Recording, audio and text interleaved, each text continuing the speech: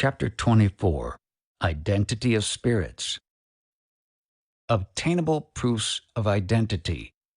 Few questions are more controverted among Spiritists than that of the identity of spirits, because, in point of fact, spirits do not bring us any absolute and irrefragable proof of their identity, and often appropriate to themselves names which are not theirs.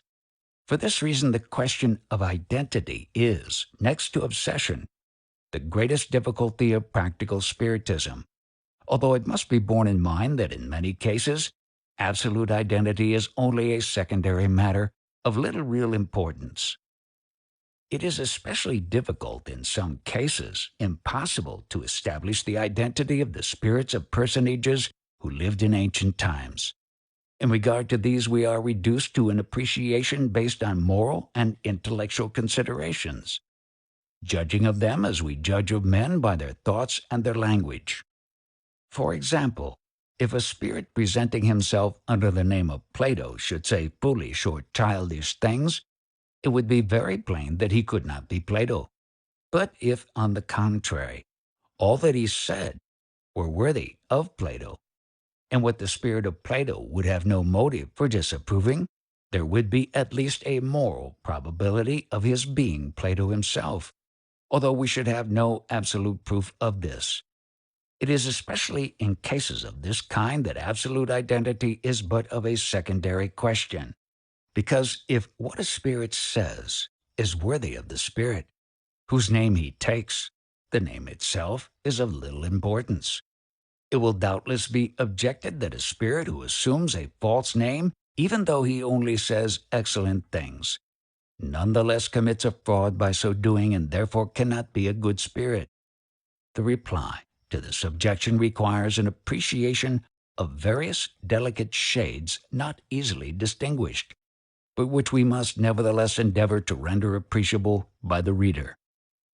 In proportion as spirits become purified and thereby raise themselves to higher and higher degrees of the spirit hierarchy, the distinctive characteristics of their personality are merged, so to say, in the uniformity of their perfection, although they none the less retain their personal individuality. This remark applies to those who have attained to the rank of superior spirits, and still more to those who have reached the yet higher rank of pure spirits. To spirits who have attained these degrees of elevation, the name they bore on earth, in any one of the thousands of ephemeral corporeal existences through which they may have passed, is a very insignificant matter. It is to be remarked still farther that spirits are attracted to one another by similarity of qualities, and that they are thus led to form themselves into sympathetic groups or families, all the members of which in their intercourse with us may take the name of any one of them who may happen to be known to us. On the other hand, if we consider the immense number of spirits who, since the beginning of time, must have reached the highest spirit ranks, and if we compare these with the very small number of those who have left a great name behind them on the earth, we see that among the superior spirits who may be able to communicate with us, the names of the greater number of them must necessarily be unknown to us. But as we need names in order to fix our ideas in regard to the spirits who communicate with us, they take the name of some personage in the past, whose character most resembles their own, in order to fix our ideas in regard to them. It is for this reason that our guardian angels so frequently take the name of someone whom we especially venerate, and for whom we feel a special sympathy. It follows from this fact that if any one's guardian angel gives himself the name of St. Peter, for example, it is by no means certain that he is the apostle so named. It may be he, or it may be a spirit totally unknown to us, but belonging to the family of spirits to which the apostle Peter belongs. And it follows still farther that under whatever name we invoke our guardian angel, he will come at our call, because it is our thought that attracts him, while he is altogether indifferent as to the name we give him. It is the same whenever a superior spirit communicates spontaneously under any well-known name, for we can have no proof that he is really the spirit of the personage whose name he takes. But if he says nothing inconsistent with the elevated character of that personage, the presumption may be considered to be in favor of the reality of the identity claimed. And at all events, if he be not the very spirit he claims to be, we may be sure that he is a spirit of the same degree. And in that case, he may probably have been sent by him. To sum up, the question of names in regard to communications of a general character is of secondary importance. For in many cases, the name assumed by a spirit may be considered as a simple indication of the rank he occupies in the spirit hierarchy, or of the category of spirits to which he belongs. The case, however, is altogether different when a spirit of inferior rank assumes an honored name to gain credit for his statements, a substitution that frequently occurs and against which we cannot be too much on our guard. For it is by means of these borrowed names, and with the aid of fascination, that system-building spirits with more conceit than knowledge seek to disseminate the most erroneous ideas.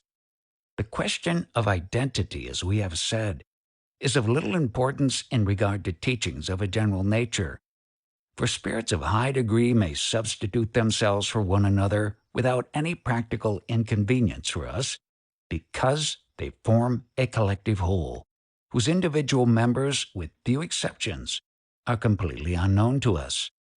What interests us is not their personal individuality, but the quality of their teachings. And if those teachings are good, it matters little whether he who gives them calls himself Peter or Paul, for we judge him by his quality and not by his name, while on the other hand, inferior communications are no more rendered acceptable by being made under the assumption of venerated names than bad wine can be changed into good by the addition of a fine brand. But it is otherwise in regard to communications purporting to come from those whom we have loved, because in such cases it is precisely the individuality, the personality of the communicating spirit that constitutes for us their interest and worth. And it is therefore with reason that in regard to all such communications, we make a point of ascertaining, as far as such ascertainment is possible, whether the spirit who responds to our call is really the one with whom we desire to enter into relation. In regard to this point, we have to remark that identity is much more easily established in the case of spirits of our own day, whose character and characteristics are known to us. For it is precisely by these characteristics, which they have not yet had time to throw off, that we are enabled to recognize them, and they therefore constitute one of the surest signs of identity. But it must not be forgotten that a spirit in quitting his earthly body does not entirely lose the sensitiveness which he felt in the earthly life. We usually find when questions are addressed to him on a subject or in a manner which would not have been permitted by him when in the flesh, that he refuses to answer or goes away. It cannot therefore be too clearly borne in mind that in seeking to obtain proof of the identity of a disincarnate spirit, we should abstain from everything that would wound or offend him as carefully as we should in regard to spirits in the flesh. But while disincarnate spirits generally refuse to answer indiscreet questions, such as we should scruple to put to persons in our present life, they frequently give spontaneous and unquestionable proof of their identity by their language, by the use of words habitually employed by them, or by recalling events of their life, known to those to whom they come, but unknown to the rest of the company. Proofs of identity are often furnished, too, by many little corroborating circumstances and indications that did not appear at the first attempt of the spirit to communicate with us, but that present themselves gradually in the course of successive sittings. It is therefore well to wait for the proofs of identity that the spirit may be able to give us, rather than to attempt to force them from him. Attentively observing, meanwhile, all the indications for or against his identity that may result from the nature of the manifestations themselves. A method of assuring ourselves of the identity of a spirit that is sometimes employed with success when the communicating spirit is suspected of having assumed a name which is not his, consists in demanding of him to affirm, in the name of the Almighty, that he is really the spirit he declares himself to be. Though some lying spirits will brave even this test, a great number of those who do not scruple to use a borrowed name recoil from the commission of a sacrilege, and have written, "I affirm in the name of," will stop writing, make vague, unmeaning scratches on the paper, or tear it, or will break or throw down the pencil. A confirmed hypocrite will sometimes elude the question by a mental reservation, and will write, for example, "I certify that I am speaking the truth," or he will perhaps write, "I affirm in the name of God that it is really I who am speaking," etc. But as remarked above, there are many who are less scrupulous, and who will swear to anything. One of these put himself in communication with the medium, stating that he was God, and the medium, feeling himself immensely honored by such a favor, unhesitatingly believed him. This spirit evoked by us did not dare to persist in such an imposture, but he said, "I am not God, but I am his son." "Do you mean to say, then, that you are Jesus?" But that would hardly seem probable, for Jesus is too high to resort to a subterfuge. "Do you dare to affirm in the name of God that you are Christ?" "I did not say that I was Jesus," replied the silly impostor. "I call myself God's son because I am one of his creatures." We may safely conclude that the refusal of a spirit to affirm his identity in the name of God is always a proof that the name he has assumed is a false one. But we must bear in mind that even the affirmation of identity in the name of God is only, and in some cases, a presumption of its being true, and by no means an absolute proof of it. We may also include among the presumptive evidences of identity the similarity of writing, signature, turns of expression, and other personal peculiarities, but to say nothing of the fact that it is not given to every medium to attain these similitudes, it must be remembered that they are not always of themselves a sufficient guarantee of identity, for there are mimics, sharpers, and forgers in the world of spirits as well as in this one. Similarity of writing, etc., considered as a proof of identity, is only valuable as a presumption and when strengthened by accompanying circumstances. It is the same with all the physical signs that some persons regard as talismans not to be imitated by lying spirits. For spirits who dare to commit perjury in the name of God or to counterfeit a signature, to physical sign can be an obstacle. The best of all proofs of identity is found in the language and the tenor of the communications, and in the fortuitous circumstances by which the manifestations are accompanied. It will doubtless be said that if a spirit can imitate a signature, he can as easily imitate the language of the person whose name he assumes. This is true, and we have met with spirits who not only assumed the name of Christ, but who imitated the evangelical style and lavished at random the well-known phrase, "Verily, verily, I say unto you." But when, instead of Christ's grand utterances, we find ridiculous puerilities, we must be thoroughly fascinated to be taken in by pretensions so hollow. The style of a speaker or writer may be imitated by inferior spirits, but not by the thought. Ignorance can never imitate knowledge, nor vice, virtue, and in all such attempted impersonations, the tip of the asinine ear is sure to peep out. Nevertheless, in order to distinguish between truth and falsehood, the medium and the evoker must employ all their perspicacity.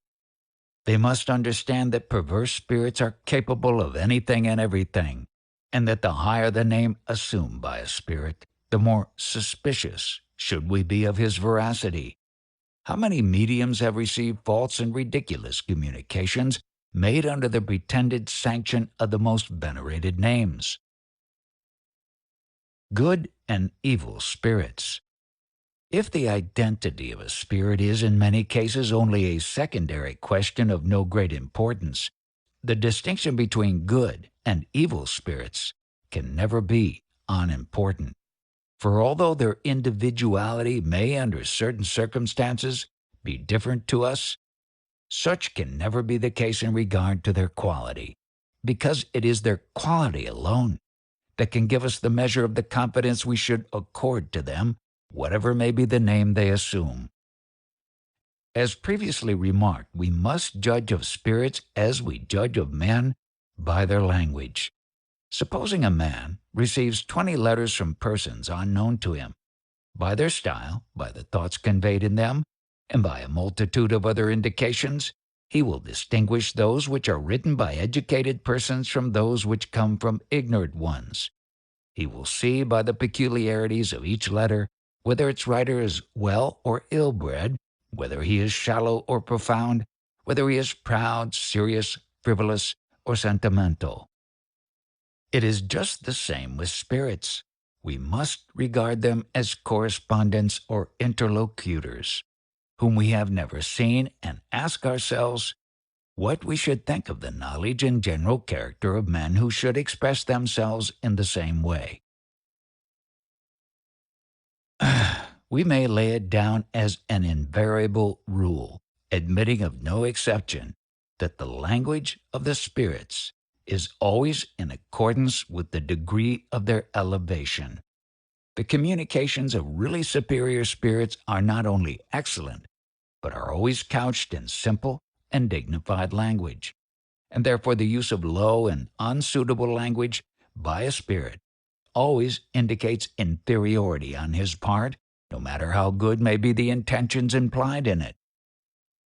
We need hardly add that any grossness of language as of thought is conclusive proof of a corresponding grossness in the nature of the communicating spirit. The language of a communication always shows its origin, whether by the nature of the thought conveyed or by the form in which it is given, so that whenever a spirit tries to deceive us by a pretended superiority, we have only to converse with him a little in order to appraise him at his true value. Kindness and benevolence are also essential attributes of purified spirits. They have no hatred, either for men or for other spirits. They pity the weaknesses of those who are below them, and though they criticize their errors, they always do so with moderation and without bitterness or animosity. If we admit that really good spirits can only desire the good of others, and can only give utterance to kind and noble sentiments, we must necessarily conclude that language evidencing a want of kindness or nobility cannot emanate from a good spirit. Intelligence is far from being a sure sign of moral superiority, for intelligence and morality do not always go hand in hand. One spirit may be good and kind-hearted with scanty knowledge, while another may be intelligent and learned and yet be very little advanced in morality. People generally seem to suppose that by questioning the spirit of a man who has been learned in some specialty on the earth, they are more sure of getting at the truth in regard to it.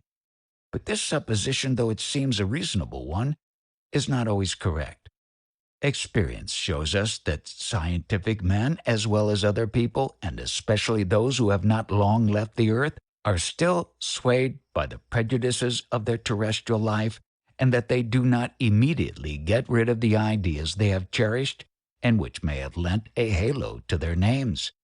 It may even happen that being thus under the influence of their former ideas and theoretic systems, they see less clearly than we are apt to suppose.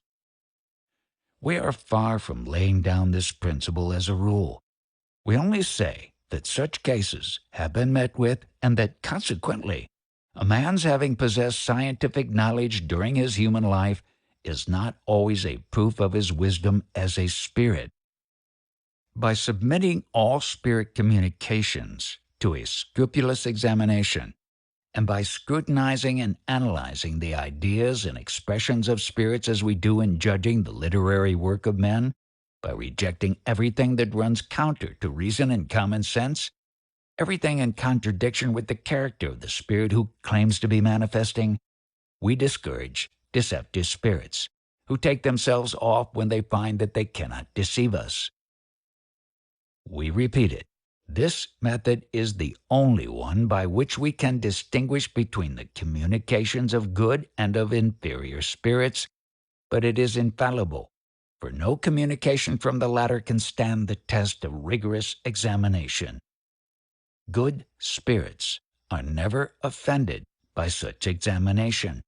On the contrary, they advise it, because they have nothing to fear from scrutiny. It is only bad spirits who take scrutiny amiss and who try to dissuade us from making it, because they are sure to be losers by it. Their dissuasion, therefore, proves their inferiority. Here is a piece of advice on this point given by St. Louis. Whatever may be the confidence legitimately inspired in your mind by the spirits who preside at your meetings, you must never fail to exercise your judgment in regard to every communication that you receive, and must never neglect, when any point appears obscure, suspicious, or doubtful, to ask for the necessary explanations in regard to it. We may sum up the methods of ascertaining the quality of spirits as follows. 1.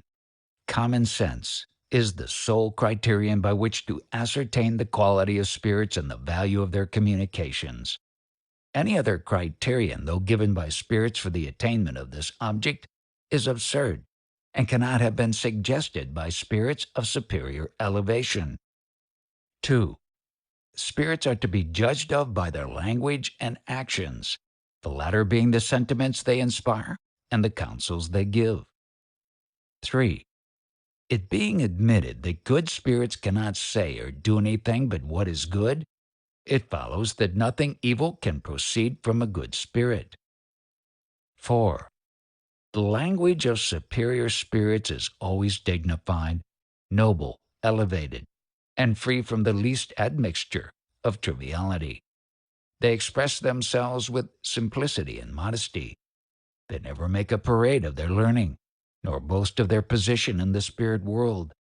The language of inferior or commonplace spirits always shows some trace of human passions, every expression indicating ignorance, vulgarity, self-sufficiency, arrogance, boastfulness, or acrimony, is a characteristic of inferiority, and also of fraud, if the spirit has presented himself under an honored or venerated name. 5.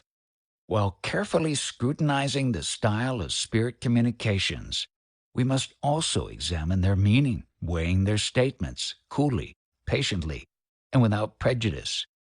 If these are illogical, unreasonable, and unwise, there can be no doubt as to the inferiority of their authors, whatever may be the names assumed by them. 6. The language of elevated spirits is always the same in meaning if not in form. Their thoughts are the same, whatever may be the time and place of their transmission. Their communications are more or less developed according to circumstances, needs, and facilities of communication, but they are never contradictory. If two communications bearing the same name are opposed to each other, one of them is evidently apocryphal, and the true one will be that in which nothing is in contradiction with the known character of its signer. If, for example, two communications signed Vincent de Paul, one inculcated union and charity, and the other aimed at producing discord, no man in his senses could hesitate as to which would be the genuine one and which the sham. 7. Good spirits only state what they know. They are silent or confess their ignorance in regard to subjects with which they are unacquainted. Bad spirits talk boldly of everything, regardless of truth. Every scientific heresy, every theory opposed to common sense, betokens fraud on the part of the spirit who is communicating if he claims to be of high degree. 8. We may also recognize inferior spirits by their random predictions of future events and their minute assertions in regard to pretended facts of which we know nothing. Good spirits sometimes give us a hint or a presentiment of future events when some useful end is to be gained by doing so, but they never or rarely give minute details or fixed dates. The announcement of some given event as being destined to occur at a given period is usually a hoax. 9. Superior spirits express themselves simply and concisely, and their communications are clear, intelligible, and easily understood. They say much in a few words, for every word they employ has its meaning. Inferior and shallow spirits, on the contrary, often endeavor to disguise their poverty of ideas under a pompous and inflated style, and are often pretentious, ridiculous, or obscure, while trying to appear profound. 10. Good spirits never command, never assume airs of authority. They give us counsel, and if we do not attend to them, they retire. Evil spirits are imperious. They give orders, try to make us obey them, and persist in staying even when bidden to go away. Every spirit who assumes a tone of command betrays his inferiority. Evil spirits are exclusive and absolute in their opinions, and pretend that they alone speak the truth. They demand a blind credence, and never appeal to reason because they know that reason would unmask their pretensions. 11. Good spirits never flatter. They approve what is right, but always with moderation. Evil spirits overwhelm us with exaggerated praise. They contrive to stimulate pride and vanity, even while ostensibly preaching humility. And they rarely fail to exalt the personal importance of those whom they seek to ensnare. 12. Superior spirits are above formalities and trifles. Only commonplace spirits attach importance to petty details, incompatible with really elevated ideas. Every petty prescription is a certain mark of inferiority on the part of a spirit, whatever may be the name he assumes. 13. The assumption of eccentric and ridiculous names by spirits is always to be distrusted, and those who assume them may always be set down as trying to impose on our credulity. It would be absurd to regard such extravagances with respect. 14. We must be equally on our guard when spirits present themselves under names held in high respect or veneration, for it is especially in such cases that critical examination is necessary. Respected and venerated names being too often only a mask intended to deceive us as to the real quality of the spirits by whom they are assumed.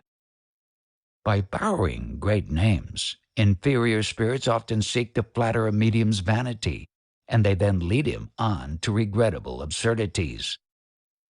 15. Good spirits are scrupulous of giving us advice in regard to our action in the affairs of our daily life, and only do so for the attainment of some serious and useful end. We must never act upon any spirit advice unless the advice thus given is entirely approved of by our reason and judgment. In all such cases, we should carefully reflect before following any such advice, or we may expose ourselves to very disagreeable and even dangerous hoaxings. Good spirits may also be recognized by their prudent reserve in regard to all that could compromise individuals. To unveil evil is repugnant to them, while foolish and malicious spirits delight in bringing it into view.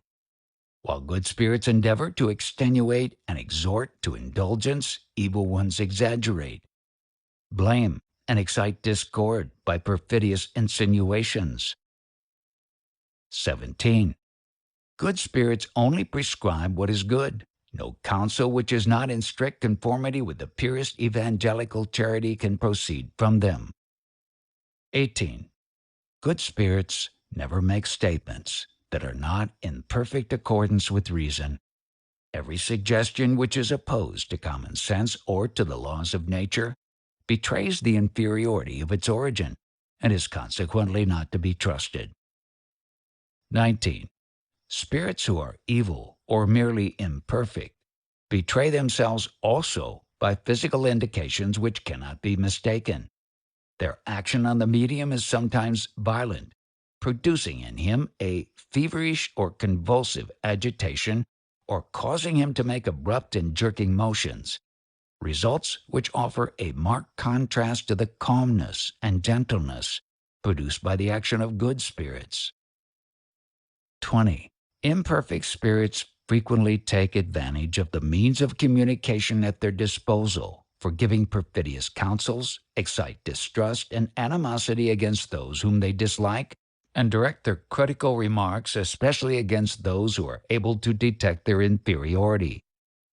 They seek out the weak in order to lead them astray, employing by turns sophistry, sarcasm, abuse, and even physical violence as proof of their occult power.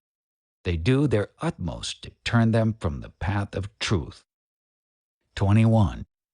The spirits of men who have busied themselves with one single idea or pursuit during their earthly life often remain, for long periods, under the sway of their terrestrial ideas, and retain many of the prejudices, predilections, and even manias of their earthly life, a fact easily seen in their manifestations.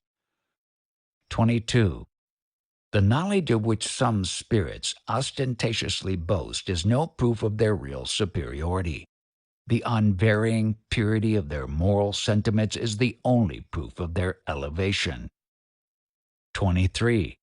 We cannot arrive at truth simply by questioning a spirit. In the first place, we must know to whom we are addressing our questions, for inferior spirits, no matter how ignorant they may be, are often quick to reply, even in regard to the most serious subjects, in spite of their ignorance. Moreover, even if the spirit who replies was learned in earthly science while in the corporeal life, it does not follow that he is possessed of high scientific knowledge in the world of spirits. It is only through moral purity that a spirit draws nearer to God, and thus extends the circle of his knowledge. 24. The pleasantry of superior spirits is often subtle and keen, but never undignified. The satire of spirits of lower degree who, without being rude, are sometimes fond of bantering, is often both sharp and perfectly to the point. 25. By a careful study of the characteristics of the spirits who present themselves, especially as regards their morality, we ascertain their nature and the degree of confidence we may safely place in them. People who habitually make use of their common sense are rarely deceived in regard to spirits as in regard to men. 26. In order to judge of spirits, as in order to judge of men, we must have learned to judge ourselves.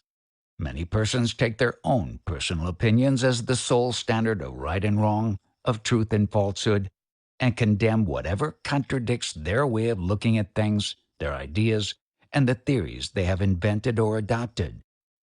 Such persons are evidently deficient in the rectitude of judgment which is the first condition of a sound appreciation of any subject. But they are not aware of their deficiency, this defect being the one in regard to which illusion is the most frequent and tenacious. The foregoing directions are derived from experience and from spirit teachings. We will complete them by giving the answers of spirits to questions addressed to them by us in reference to the most important points previously touched upon.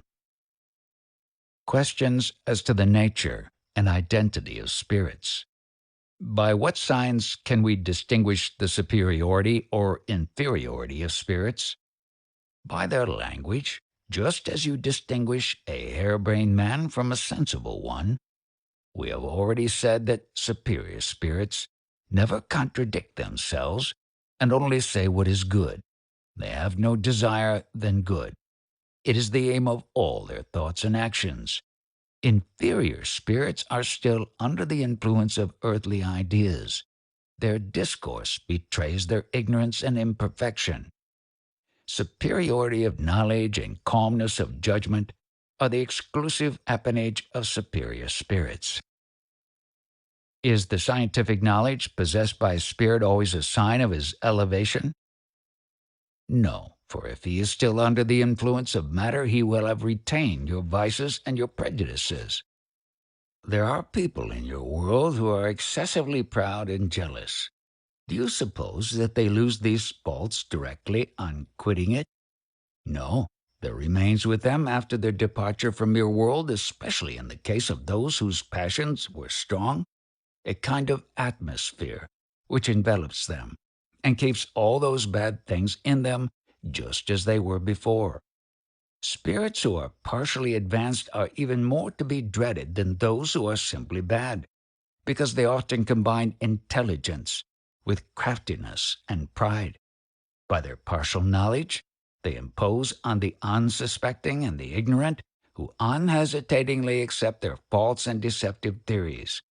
And although these errors cannot eventually prevail against the truth, they nonetheless do harm for a time, for they fill many mediums with false ideas and thus impede the progress of Spiritism.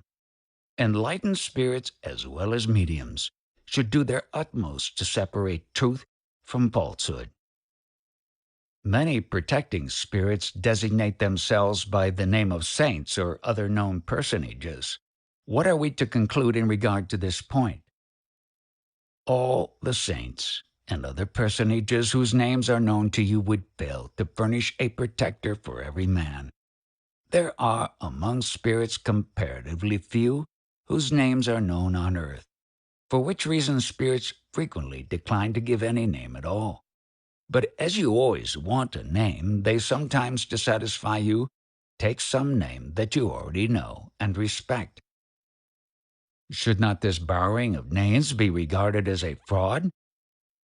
It would be such if done by an evil spirit as a means of deception. But when it is done by good spirits for a good purpose, it is permitted among spirits of the same order because there is among them solidarity and similarity of thought. So then, when a protecting spirit calls himself St. Paul, for example, it is not certain that he is the soul of that apostle? Certainly not, for there are thousands of persons who have been told that their guardian angel is St. Paul, or some other well-known personage. But what does it matter to you if your spirit protector is of the same rank and character as St. Paul? As I said just now, you want a name, and spirits therefore take one by which they may be evoked and recognized by you, just as you take baptismal names to distinguish you from other members of your family. They might take the names of archangels, Raphael, Michael, etc., without its being of any consequence. Besides, the more elevated a spirit is, the wider does his radiation extend, so that a protecting spirit of high rank may really have many thousands of incarnates under his guardianship. You, upon the earth, have lawyers who take charge of the affairs of hundreds of families. Why should spirits of high degree be less able to take the moral direction of men than are your lawyers to take after your worldly interests? Why do spirits communicate with us so frequently assume the name of saints? They identify themselves with the mental habits of those to whom they speak, and take the names which are most likely to impress each man according to his belief. Do superior spirits, when evoked, always come in person? Or do they, as some persons suppose, send proxies charged to transmit their thoughts? They come in person, when they are able to do so. But, if unable, they send a proxy. Is the proxy always sufficiently enlightened to answer as well as the spirit who sends him would have done?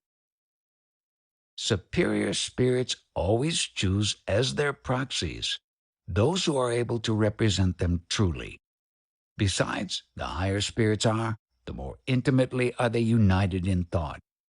For them, personality is therefore comparatively indifferent, and it ought to be so with you. Do you imagine that there are no other spirits capable of giving you valuable instruction than those whose names are known upon the earth?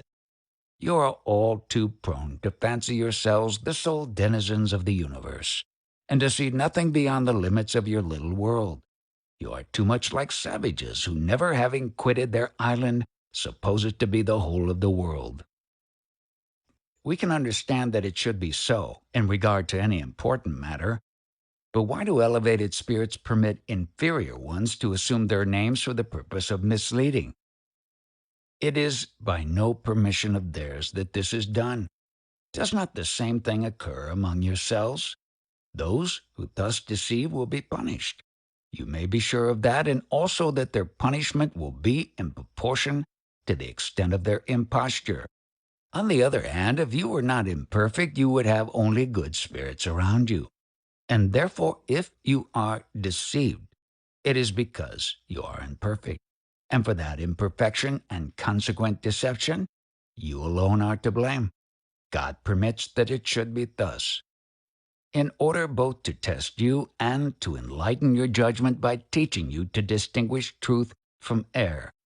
If you cannot do this, it is because you are not sufficiently advanced and need to learn further lessons from experience. Are spirits of little advancement, but who are animated with good intentions and the desire to progress, sometimes delegated to supply the place of a superior spirit in order to give them the opportunity of practicing the art of communication? This never occurs in the great spiritist centers. I mean in those whose meetings are conducted in view of general ends. The spirits who present themselves in such centers always do so of their own accord. And some of them come, as you say, to exercise themselves in communicating, and it is for this reason that many of the communications received, though good in point of morality, show intellectual inferiority on the part of their writers. Spirits are only delegated for communications of little importance, such as may be called personal.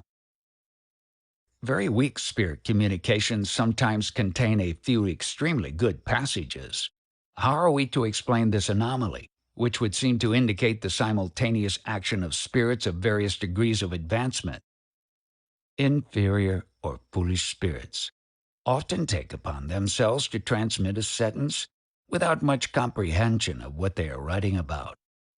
Are all who write in your world really superior people? No. Good and evil spirits do not consort together. It is in the uniform goodness of a communication that the action of superior spirits is shown. When spirits lead men into error, is it always done intentionally? No, there are well-intentioned spirits who are still ignorant and are themselves deceived. When they have discovered their own insufficiency, they become more prudent and restrict their statements to what they know. When a spirit makes a false communication, is it always done with a malevolent intention? No. When not himself in error upon the subject he speaks of, a spirit may be frivolous and may be simply amusing himself by mystifying without any ulterior aim. Since some spirits can deceive by their language, can they also assume a false appearance to the perceptions of a seeing medium? This is sometimes done, but it is more difficult and is never allowed to occur except for some important object that the evil spirits themselves do not understand, being employed in such cases by higher spirits as instruments for giving a needed lesson. The seeing medium may see frivolous and lying spirits as others hear them, or write under their influence. Frivolous spirits may take advantage of the existence of this faculty of a medium to deceive him by false appearances, but this depends upon the qualities of the medium's spirit. Do good intentions suffice to preserve us from deception, or are serious inquirers also liable to be deceived? The more serious a man is, the less liable is he to be deceived. But every man has some weakness that may attract mocking spirits. People sometimes think themselves strong who are not so in reality. others are unconsciously influenced by pride or prejudice. You do not always take sufficient account of these conditions, which gives so dangerous a handle to deceiving spirits who know that by flattering your vanity or your prejudices, they are pretty sure to succeed in getting hold of you. Why does God permit evil spirits to communicate and to use this permission for evil ends? The communications of the very worst spirits may furnish you with a lesson. It is for you to learn it and to turn the experience to your profit. Is it not necessary for you to receive all sorts of communications in order that you may be taught to distinguish between good and evil spirits, and also to hold up a mirror to yourselves? Can spirits, by their communications, inspire unjust suspicions, and thus set friends at variance? Perverse and jealous spirits can do everything that men do in the way of evil. You must therefore be constantly on your guard against them. When superior spirits have to find fault, they do so with prudence and moderation. They never speak ill of anyone. When they warn, they do so with gentleness. If in the interest of both parties they desire that two persons should cease to meet, they bring about some apparently fortuitous incident that will keep them apart in a natural way. Language calculated to excite trouble and distrust is always that of an evil spirit, whatever the name he assumes. You should therefore exercise the utmost circumspection in regard to anything that a spirit may say against any of you, especially if a good spirit has previously spoken well of the same party. You should also distrust yourselves and your prejudices. Accept of spirit communications only what is good, generous, rational, and approved alike by your intellect and your conscience. It would appear from the facility with which evil spirits interfere with communications that we can never be certain of the truth of any of them. Yes, since you have your reason for judging of them, when you read a letter you can tell by the letter itself whether it comes from a low ruffian or a well-bred man, from a fool or a philosopher. Why can you not do the same when spirits write to you? If you receive a letter from a friend at a distance, what proof have you that it is from him? His writing and the tenor of his letters, you will say. But are there not forgers who imitate all sorts of writing? Are there not knaves who pry into everyone's affairs, and yet are there not indications in regard to which you cannot be mistaken? Is it the same with regard to spirits? Imagine yourselves to be reading a letter from a friend or the work of some author, and judge all spirit communications in the same way. Could superior spirits, if they would, prevent evil ones from borrowing false names? Certainly they could, but the worse spirits are, the greater is their obstinacy, and they often resist the injunctions laid upon them. You must know, too, that there are persons in whom superior spirits take more interest than they do in others, and whom, when they judge it to be necessary, they protect from lies. Against incarnates who are thus protected, deceptive spirits are powerless. What is the motive of this partiality? It is not partiality, but justice.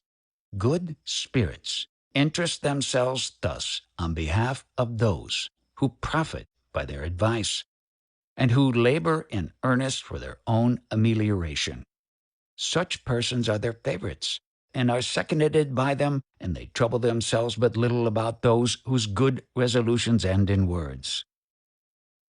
How is it that God permits spirits to commit sacrilege by falsely assuming venerated names? You might as well ask why God permits men to lie and blasphemy. Spirits, like men, can use their free will for good or for evil, and the justice of God does not fail in regard to either. Are any formulas efficacious in driving away deceptive spirits? Formulas are materialities. An earnest thought directed towards God is more effectual. Some spirits have said that they have the power of executing graphic signs that cannot be imitated, and by means of which their identity may be recognized with absolute certainty. Is this true? Superior spirits have no other signs for proving their identity than the superiority of their ideas and language. Any spirit can imitate a physical sign. As to inferior spirits, they betray themselves in so many ways that you must be blind to be taken in by them. Cannot deceptive spirits simulate the thought of their superiors? They could only counterfeit the thought of those above them as theatrical scenery counterfeits nature. It is then easy to detect fraud by attentive observation? Certainly, spirits only take in those who allow themselves to be deceived. But you must have the eyes of the diamond dealer to distinguish the true gem from the false one. And he who does not know how to do this for himself must go to a lapidary. Some persons who are weak enough to be imposed upon by pompous language, and who pay more attention to words than to ideas, take false or commonplace statements for something sublime. How are such persons who are not even competent to judge of the works of men, to judge of those of spirits? When such persons are modest, they recognize their insufficiency and do not trust to their own judgment. When they are proud and think themselves clever, they incur the consequences of their vanity. There are persons who, though simple and but little educated, are less liable to deception than others who possess intellect and knowledge, but who are vain and self-conceited.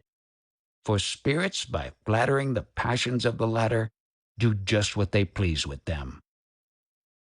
Do evil spirits sometimes betray themselves in their communications by involuntary physical signs? The skillful ones do not. The unskillful ones often do. Every useless or puerile manifestation or injunction is a certain indication of inferiority. Elevated spirits do nothing uselessly. Many mediums distinguish between good and evil spirits by the agreeable or painful impressions they experience on their approach.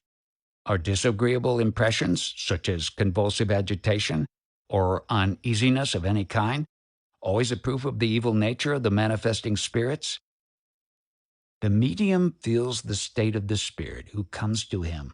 When a spirit is happy, he is tranquil, light-hearted, calm. When a spirit is unhappy, he is agitated and feverish. And this nervous agitation naturally affects the nervous system of the medium. It is the same with yourselves upon the earth. The good man is calm and self-possessed. The wicked man is restless and agitated. Remark: the nervous impressionability of different mediums varies so greatly that no absolute rule can be laid down in regard to it. And in judging of mediumic manifestations, as of everything else, we must take the circumstances of each case into account. The painful and disagreeable character of an impression is sometimes an effect of contrasting fluids.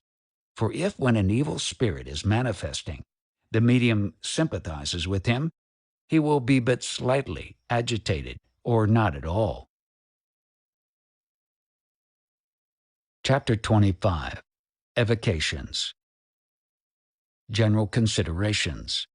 Spirits communicate spontaneously, or come at our call, that is to say, as a result of evocation.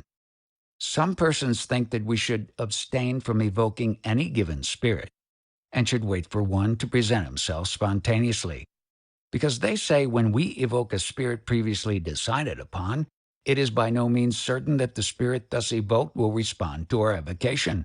While on the other hand, if a spirit comes spontaneously, he proves his identity by the fact of his desire to converse with us.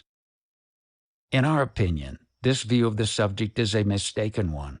First, because there are always spirits around us, and most frequently of low degree, who ask nothing better than to communicate. And secondly, because such being the case, by abstaining from the evocation of a given spirit, we open the door to any and every spirit who desires to enter. In an assembly where no one in particular is called upon to speak, we leave the floor free to everybody, and we know what that comes to. A direct appeal to a spirit previously fixed upon is a link between him and us. We attract him by our desire for his presence, and thus oppose a sort of fluidic barrier against intruders. Without a direct call on our part, few spirits of high degree would have any motive for coming to us.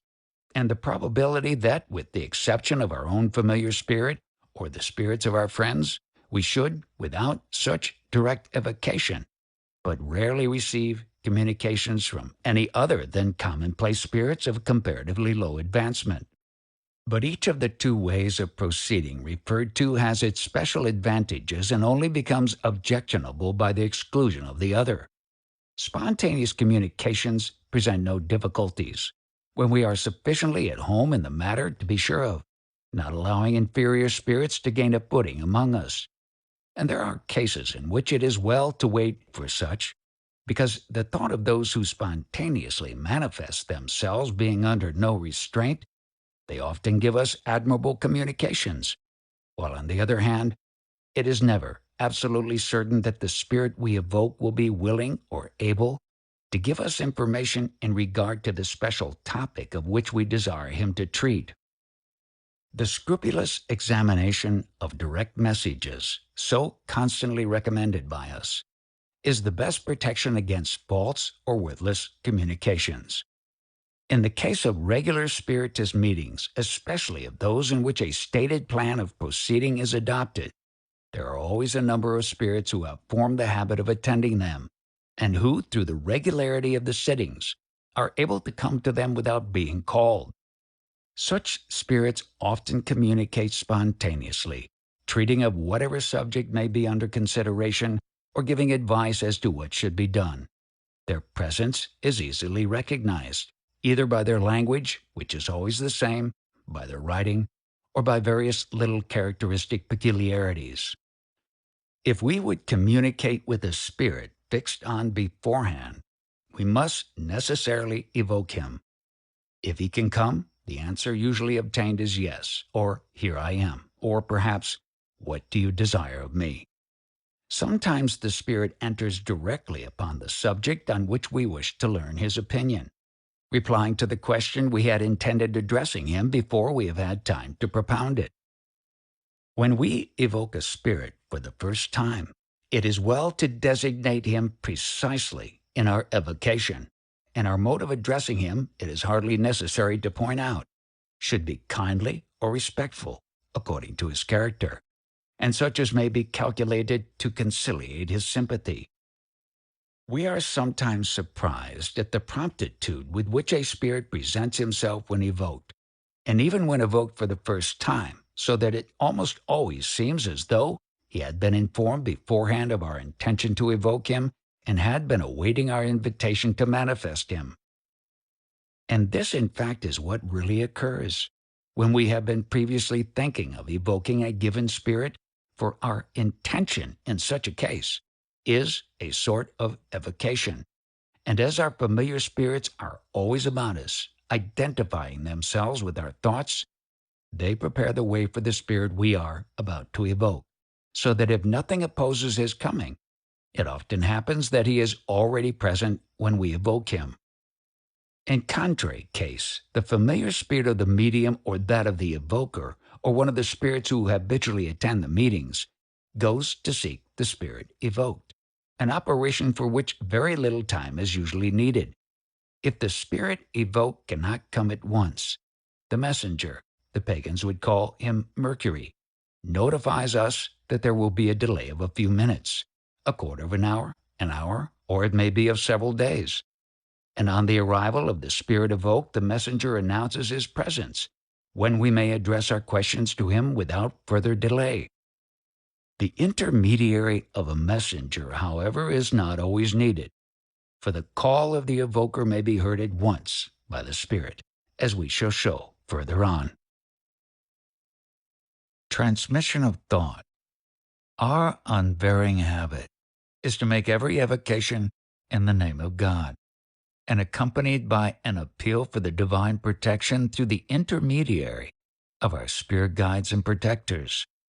And we strongly advise the adoption of this plan of proceeding in all evocations. But in giving this advice, we wish it to be distinctly understood that it should be adopted with the utmost seriousness, or not at all.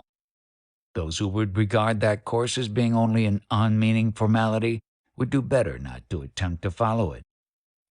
The evocation of given spirits offers more difficulties for mediums than do spontaneous dictations, and especially when we desire to obtain precise answers to circumstantial questions.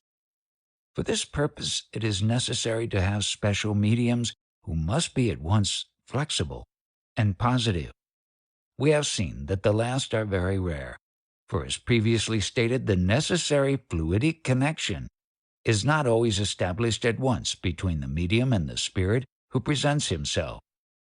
Mediums will therefore do well to abstain from sitting for individual evocations until they are sure both of the development of their faculty and of the nature of the spirits who assist them.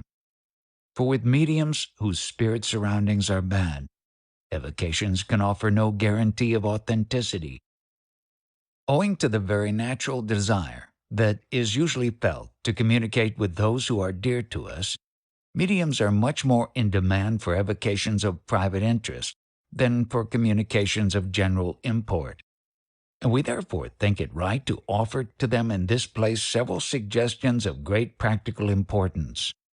1. We would advise them not to accede too rashly to this desire on the part of the applicants of whose sincerity they are not sure, and to be especially on their guard against ill-disposed persons who may be laying a trap for them.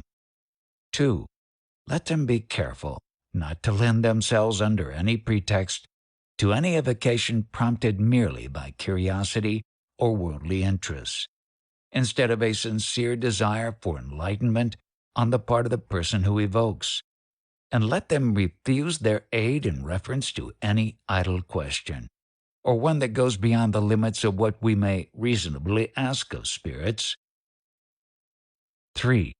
All questions addressed to spirits should be clear, concise, and honest, if we would obtain unequivocal answers.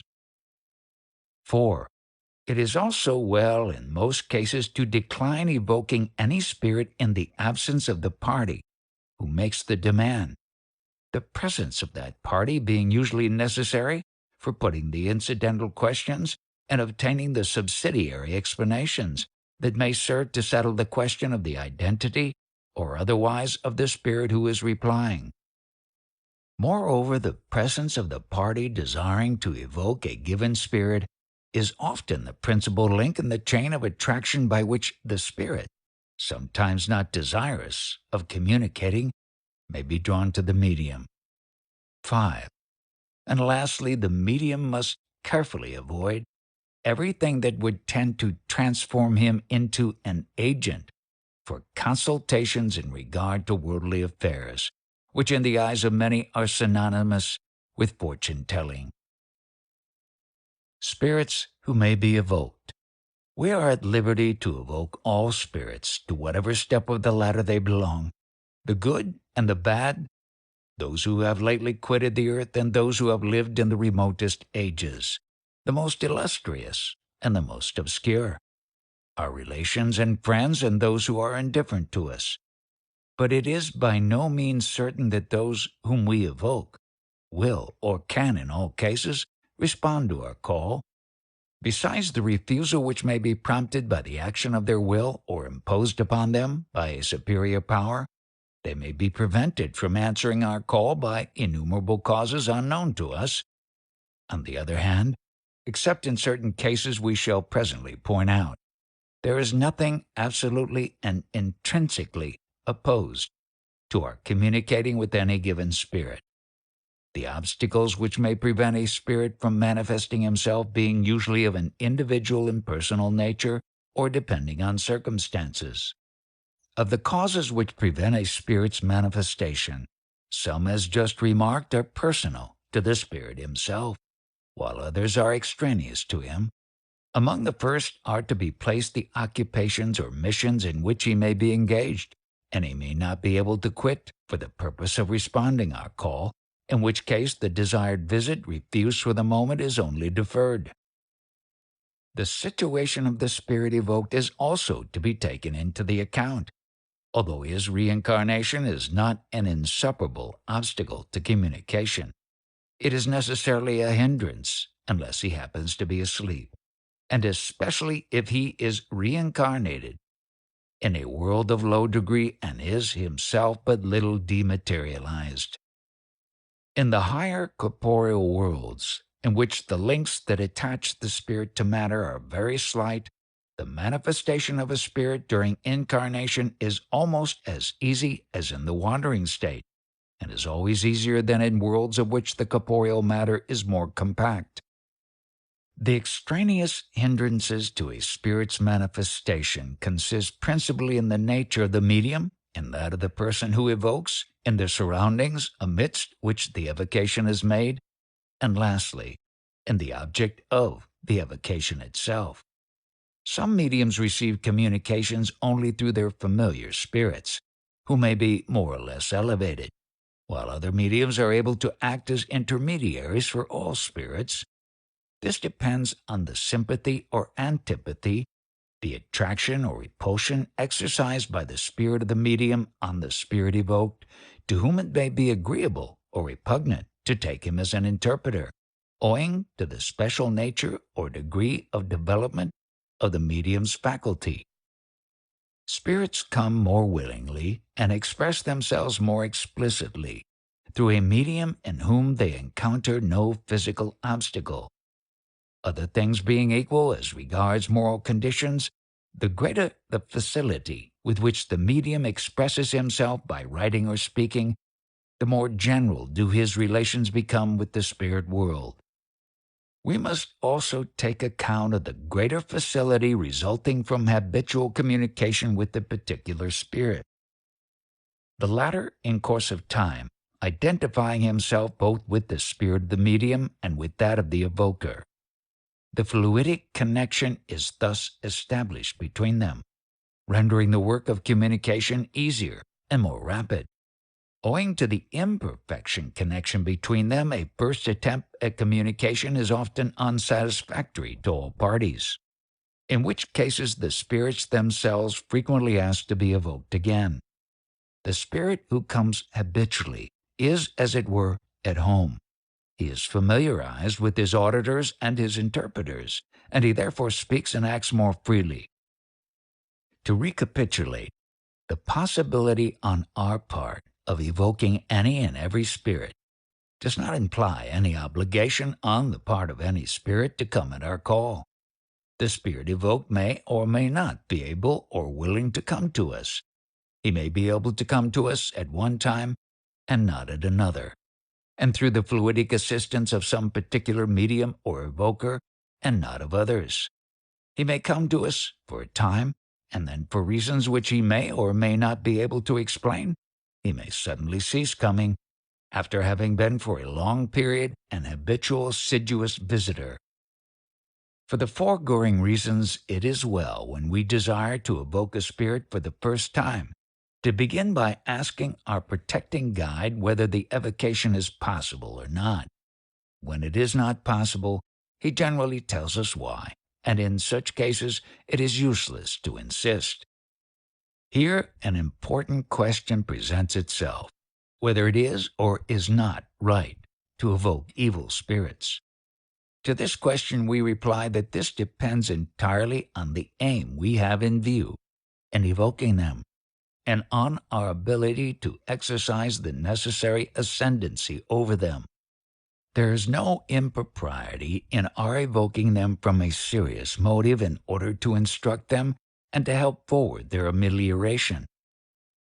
And there is, on the contrary, a very great impropriety in such evocations when they are made from curiosity or for amusement, or when we put ourselves under the power of the spirits thus evoked by asking of them any kind of favor. Superior spirits under such circumstances sometimes permit inferior ones to do what is asked of them, but only to punish severely at a later period the rash fool who has dared to invoke them, thus practically attributing to them a power greater than that of God. In vain would such a one flatter himself that if he makes only a good use of the boon thus obtained, he will be able to dismiss the spirit when the desired service has been rendered. For the service he has solicited and accepted, however small it may be, constitutes a virtual compact entered into by him with an evil spirit, and he may rest assured that the latter will not easily let go his hold. No other ascendancy can be exercised over inferior spirits but that of moral superiority. Perverse spirits find their masters among men of sound moral principle. They wrestle, so to say, by a sort of brute force with those who can only oppose them by the energy of their will, and they frequently show themselves to be the stronger party. A person known to us once endeavored to cow a violent spirit by the force of his will, but the spirit said to him, "Let me alone with your duelist airs, you who are no better than I am." As well might one thief preach up honesty to another thief. People are often astonished to find that the name of God, when invoked against bad spirits, is so frequently powerless. St. Louis explains this fact in the following reply. The name of God has no influence over imperfect spirits, unless pronounced by someone whose own excellence enables him to use it with authority. In the mouth of one who has no moral superiority over the spirit, it is only a word like any other. The most formidable weapon is inoffensive in the hands of those who have not the skill and the strength to use it. Mode of addressing spirits. The degree of superiority or inferiority of spirits naturally decides the tone which we should adopt in addressing them. It is evident that the higher they are, the greater is their right to our respect, regard, and attention. We ought not to show them less deference than we should show them if they were still in the flesh, although our deference in the case of those who have quitted the earth is prompted by different motives.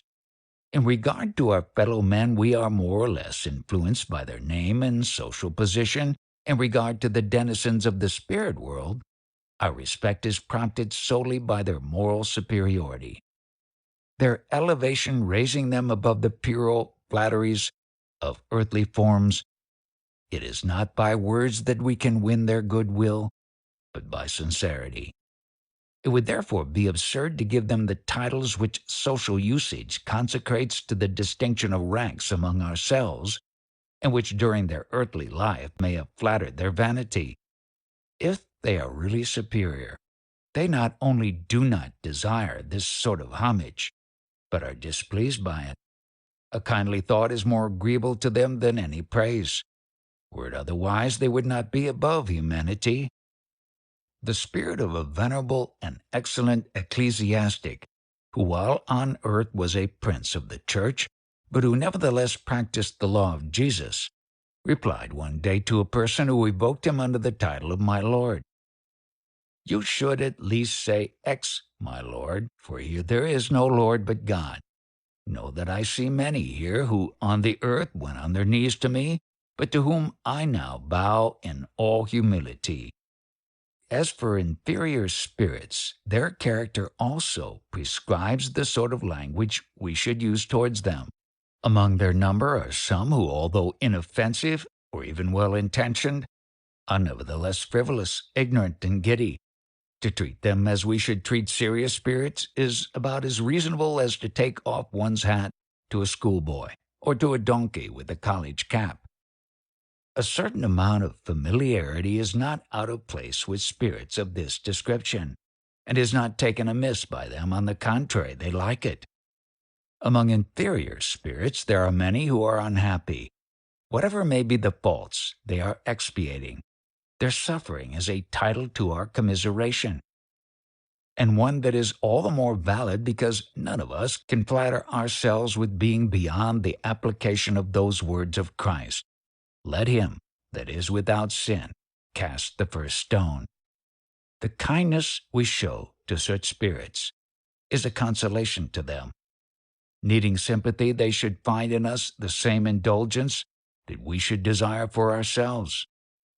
Spirits who reveal their inferiority by the cynicism of their language, their lies, the baseness of their sentiments, and the perfidiousness of their counsels are certainly less worthy of our interest than those whose words bear witness to their repentance.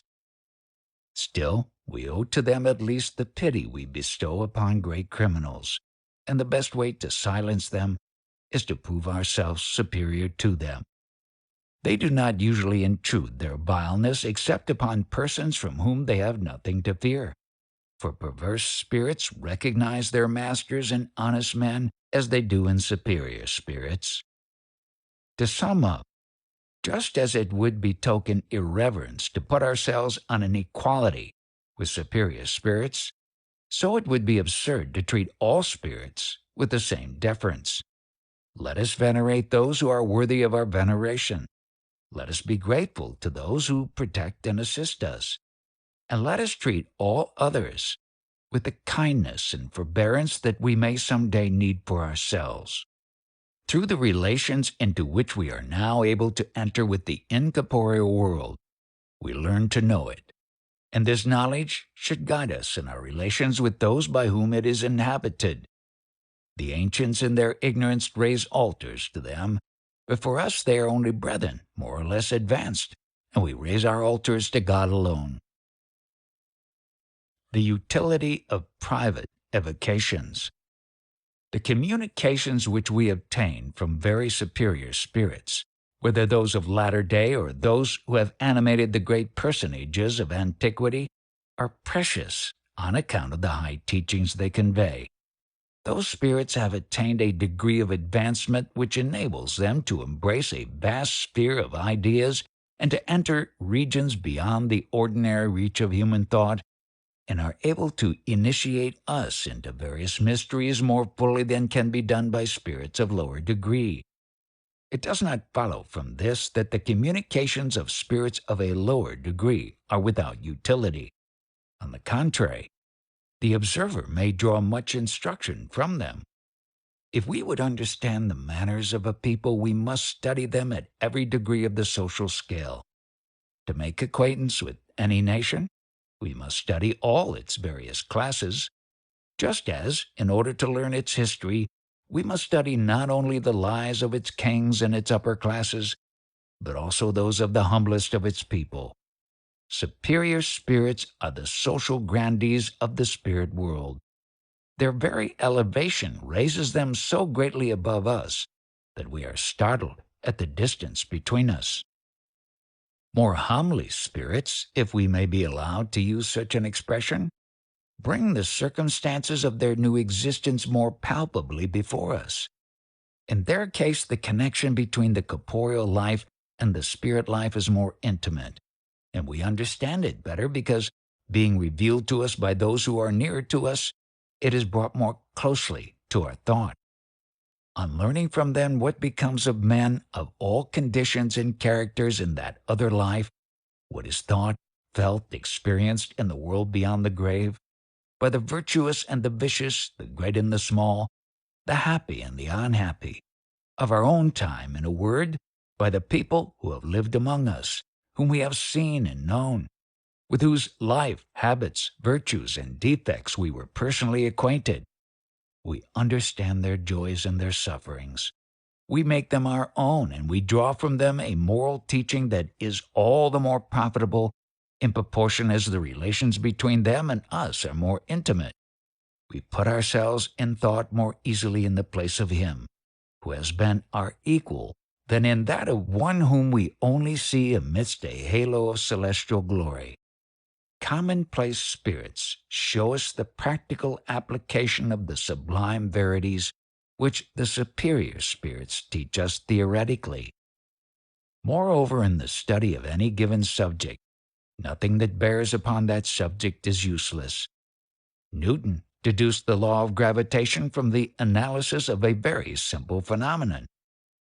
The evocation of ordinary spirits has the additional advantage of bringing us into connection with suffering ones whom we may relieve and whose advancement we may assist by our counsels, so that we may thus be useful to others while instructing ourselves.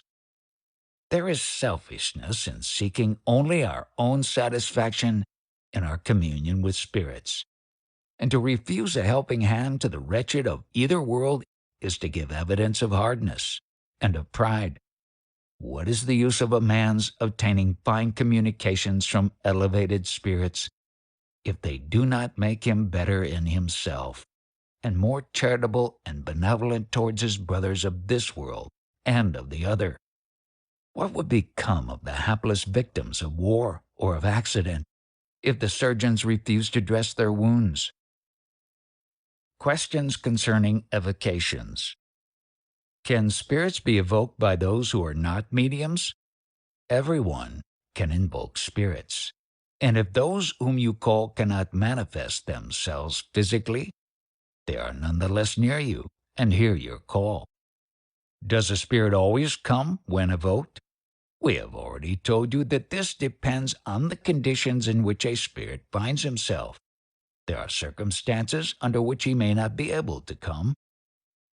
What are the circumstances that may prevent a spirit from coming at our call?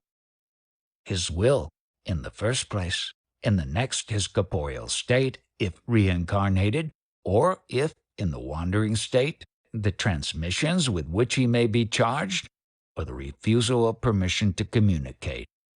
There are some spirits who can never communicate because, by their present degree of advancement, they belong to worlds still lower than the earth. Those also who are in the spheres of punishment cannot come, unless permission be granted them by a higher power, which is only done for some object of general utility. In order for a spirit to be able to communicate, he must have attained the average degree of advancement of the world to which he is called.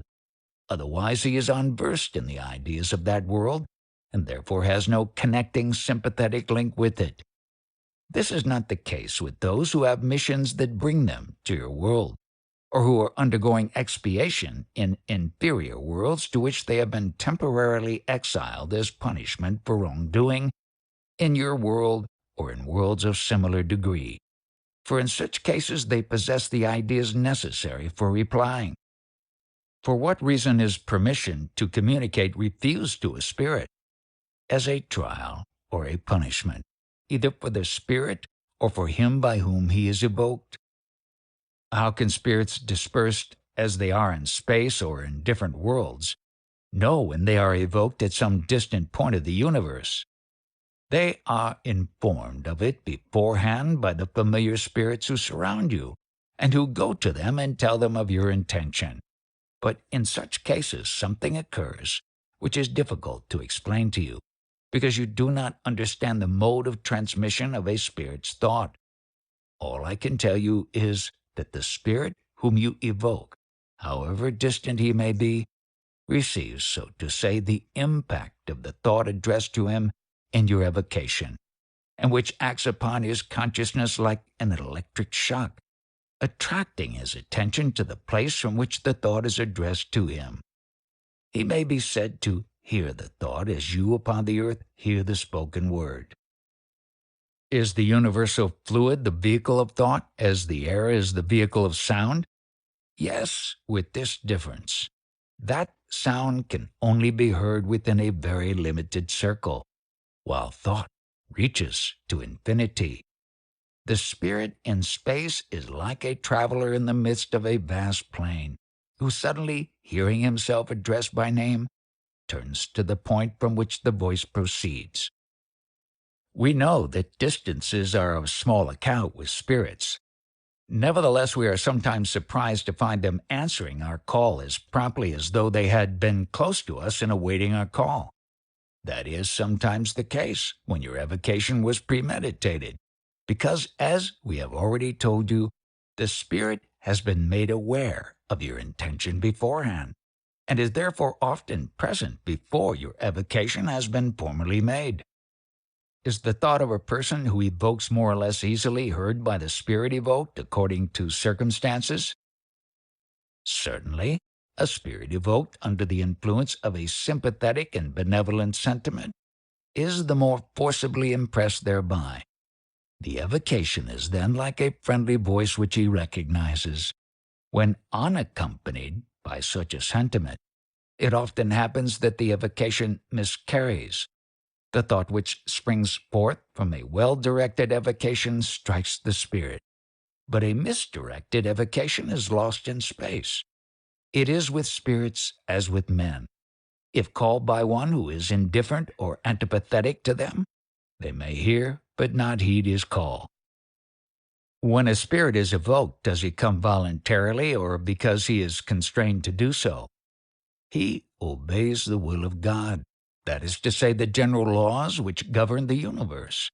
And moreover, constrained is not the right word, for he himself judges whether it is useful to come, and in doing so exercises his free will. A superior spirit always comes when he is called for a useful purpose. He only refuses to answer those who evoke him as an amusement. Can a spirit refuse to come when evoked? Certainly he can. Where would be his free will if he could not? Do not suppose that all the beings of the universe are at your orders. Would you consider yourself obliged to reply to everyone who should pronounce your name? When I say that a spirit can refuse to come, I mean at the demand of the evoker. For an inferior spirit may be constrained by a superior spirit to present himself. Has the evoker any means at his disposal by which he can compel a spirit to present himself against his will? Not any, if he be your superior or even your equal. I refer here to equality in morality, because you have no authority over such a one. But if he be your inferior in morality, you can constrain him provided your evocation is intended to promote his welfare, for in that case your action will be seconded by other spirits. Is it improper to evoke inferior spirits, and do we run any risk of placing ourselves in their power by calling them? They only lord it over those who allow them to do so. He who is assisted by good spirits has nothing to fear, for he dominates inferior spirits, and they cannot dominate him. But when alone, and especially when only beginners, mediums should abstain from evocations of this sort. Is it necessary to bring any particular state of feeling to an evocation? The most essential of all states of feeling, when you wish to hold converse with spirits of high degree, is seriousness and concentration of purpose. Faith in God and the aspiration after goodness are the most powerful of all evocations as regards superior spirits. By raising the soul towards the higher spheres through a few moments of serious thought before evoking, you identify yourselves with spirits of correspondingly higher degree and thus dispose them to come to you. Is faith an indispensable condition of evocation? Faith in God is necessary, but faith will follow if you sincerely desire to advance in knowledge and in virtue. When men are united in a community of thought and intention, have they a greater power of attracting good spirits by evocation? It is when those who evoke are united by charity and goodwill that the best results are obtained. Nothing hinders evocation so much as divergences of thought and feeling on the part of those who evoke. Is it useful for the latter to form a chain by holding each other's hands for a few minutes at the commencement of a sitting? The forming of a chain is a physical act which brings no union if such be already in your thoughts. What is very much more useful is union of thought and purpose, and making your appeal to the higher spirits you desire to attract to your sitting.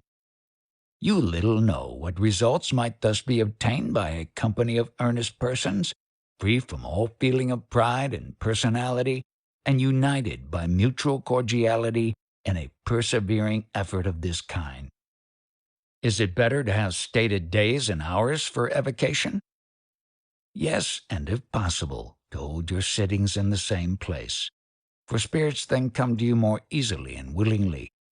The constancy of your desire, as well as its earnestness, aids the spirits whom you call in coming to you and in communicating with you. Spirits have occupations which they cannot always quit unpreparedly for your personal satisfaction. I have said that it is well for the meetings to be in the same place, but you must not suppose this to be absolutely necessary, for spirits come everywhere.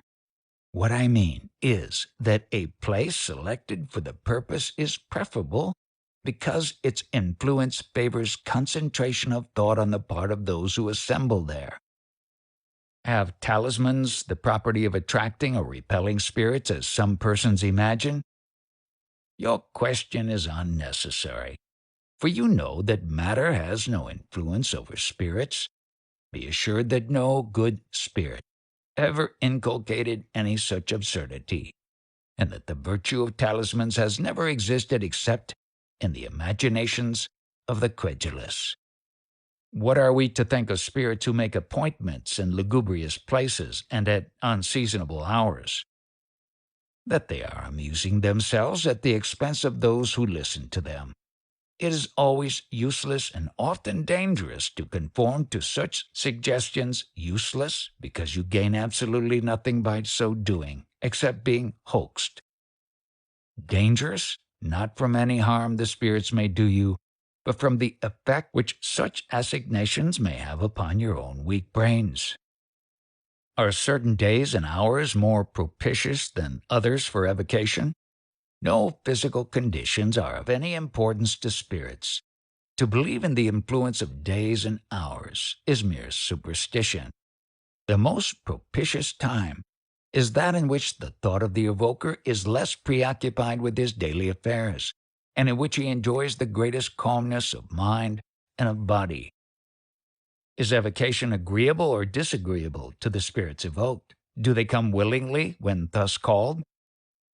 That depends upon their character and the motive of the evocation. Evocation in view of noble and useful ends, and when the evokers and surroundings are sympathetic, is agreeable to them. For some spirits, communication with men is a very great pleasure. Many of them, in fact, are much pained by the abandonment in which they are left by men. But as I have already said, all this depends on their individual character.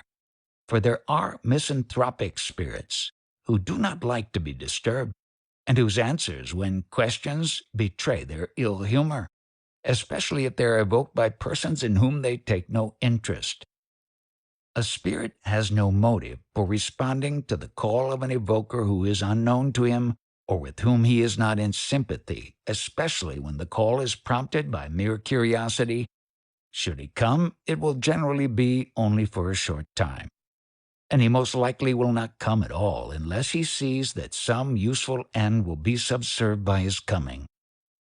Remark: there are persons who only evoke their spirit friends in order to ask them about the common things of their earthly life. Whether they shall buy or sell a house, whether they will make a profit by some commercial speculation, or whether such and such a transaction will turn out advantageously. Our friends and relations in the world beyond the grave only interest themselves in us in proportion to the affection that we feel for them. And if we only think of them as magicians, and to get them to advise us about our worldly affairs, they cannot feel any great sympathy for us, and we should hardly be surprised at any corresponding deficiency of goodwill on their part. Do good or bad spirits come to us most willingly when we evoke them? Bad spirits only come voluntarily in the hope of dominating and deceiving. They come very unwillingly when compelled to do so, and in order that they may be made to avow their faults. Under such circumstances, they would gladly keep away, like schoolboys called to be punished. But they are sometimes constrained to come by superior spirits, as a chastisement and means of advancement for themselves, and a lesson for the human beings who evoke them. Evocation for puerile purposes can only be wearisome to superior spirits, who either do not come at all or soon retire. Remember that spirits do not like any more than you do to serve as an amusement for the curious. You have often no better purpose in evoking a spirit than to see what he will say, or to ask him particulars in relation to his earthly life, which is not your business to pry into, and which he has no motive for confiding to you. Do you suppose that a spirit likes to be put into the witness box and cross-questioned at your pleasure? Undeceive yourselves. What a spirit would not have consented to do while on earth, he will most likely decline to do as a spirit. Remark. Experience shows us that evocation is always agreeable to spirits when made for serious and useful ends. The good come with pleasure to instruct us. Those who suffer find relief in our sympathy.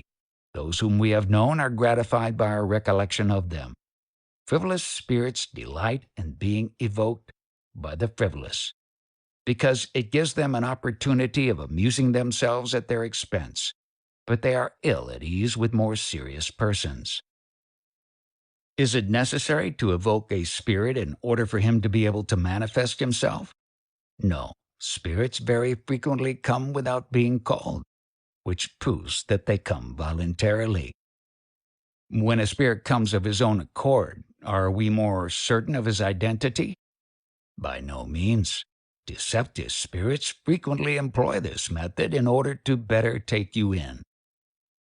When we evoke a spirit by our thought, does he come to us even when there is no manifestation of his presence by writing or otherwise?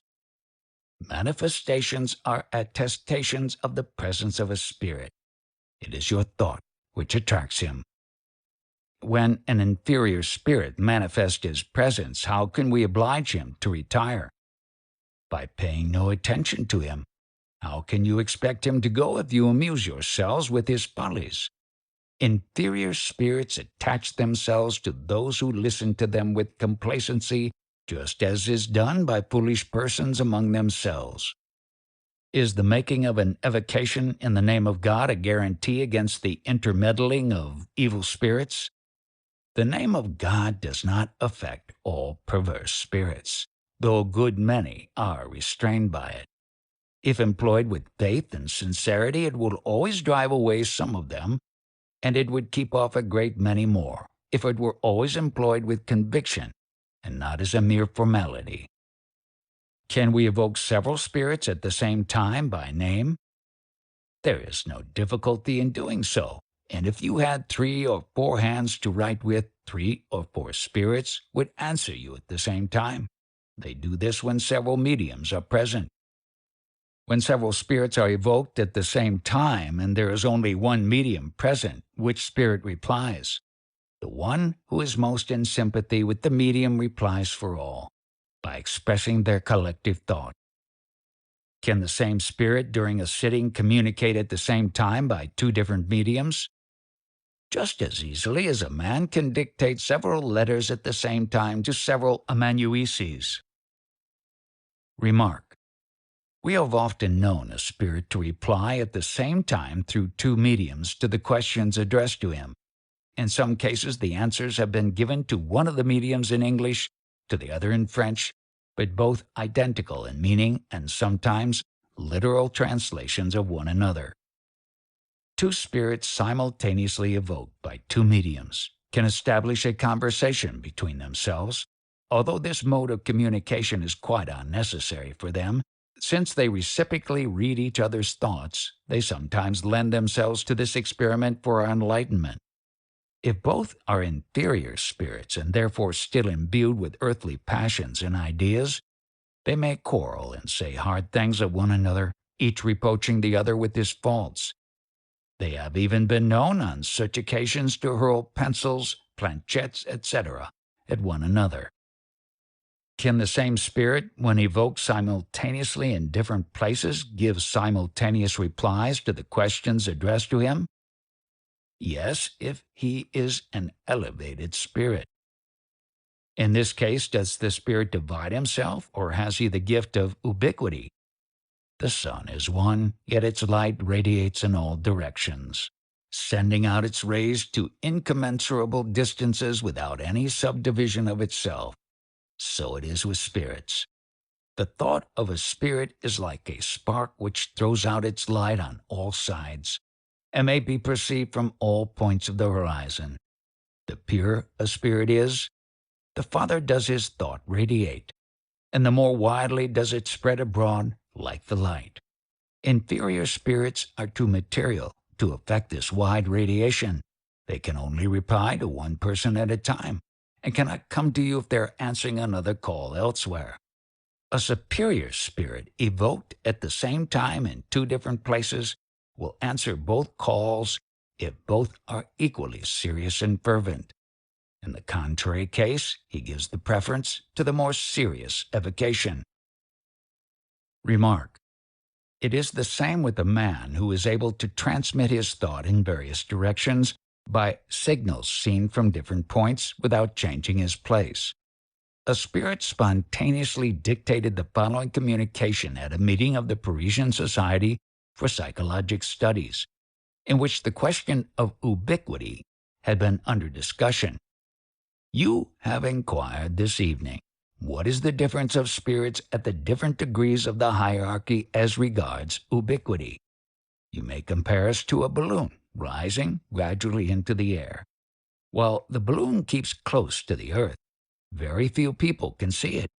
In proportion as it rises, the circle of those by whom it can be seen is proportionally enlarged, and when it has attained a still greater altitude, it is visible to a vast number. So it is with us. The action of a low spirit who is still attached to the earth is limited to a narrow circle. As he becomes wiser and better, he rises, and can converse with a greater number of persons at once.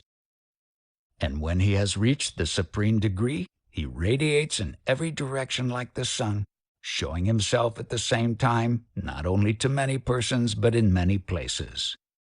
Channing. Can we evoke the fully purified spirits, those who have terminated their series of incarnations? Yes, but they very rarely respond to your call. They communicate only with pure and sincere hearts, never with the proud and the selfish. You must therefore beware of the inferior spirits who claim to be of that degree in order to give you a false idea of their importance. How is it that the spirits of the most illustrious men come so familiarly and easily as they sometimes do at the call of the most obscure evokers? Men judge of spirits by themselves, which is a mistake. After the death of the body, terrestrial rank no longer exists. Goodness is then the only distinction among spirits, and the only superiority they recognize among men. Good spirits go everywhere where good can be done. How soon after death can a spirit be evoked? You can evoke a spirit even at the very moment of death, but as he is then in a state of confusion, he can only reply imperfectly. Remark: as the duration of the state of confusion varies greatly with different persons, there can be no fixed rule in regard to the delay of evocation. It is rare, however, for a spirit not to have recovered his self-consciousness sufficiently for replying by the end of a week or so. He may be able to reply 2 or 3 days after death. In any case, the attempt may be made, but with caution and gentleness. Would evocation at the moment of death be more fatiguing to a spirit than at a later period? In most cases it would be so, for it is like speaking to someone whom you thereby rouse from slumber before he is fully awake. There are persons, however, who are not annoyed by this, and to whom your call may even be useful by drawing them out of the state of confusion. How is it that the spirit of a little child can reply to us with full intelligence, when on earth he had not even arrived at self-consciousness? The soul of an infant is a spirit confined in the swaddling clothes of matter. But when disengaged from matter, he regains the use of his faculties as a spirit, for age has no existence for spirits. The fact that the spirit of an infant can answer you like that of an adult proves that he had lived before. Nevertheless, until he is completely disengaged from matter, he may retain some traces of the characteristics of infancy. Remark: The corporeal influence, which may act for a longer or shorter period upon the spirit of a child, is equally observable in the case of those who have died insane. The spirit himself is not really insane, but we know that some spirits believe themselves for a long time to still be living in their old flesh body upon the earth.